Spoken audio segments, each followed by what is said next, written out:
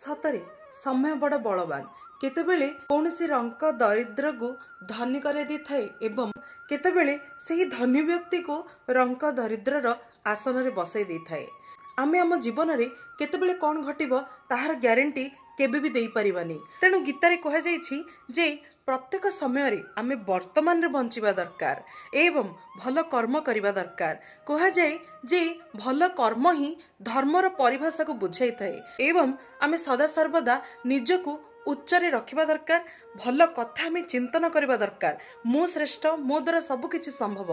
भगवान मते बहुत खुशी रे रखिचंदी। एही कथा को जदि आमे मन रे रखिबा एवं विचार शक्ति को उन्नत करिबा एहा हमर प्रगति को वृद्धि कराई थाए। किंतु जदि केवल मु ही श्रेष्ठ, केवल मो द्वारा ही सब किछि संभव होई पारे एही भावना रखिबा द्वारा आमे हमर अहंकार को वृद्धि कराई थांती एवं एहा हेउछि प्रकृत अहंकारीर लक्षण।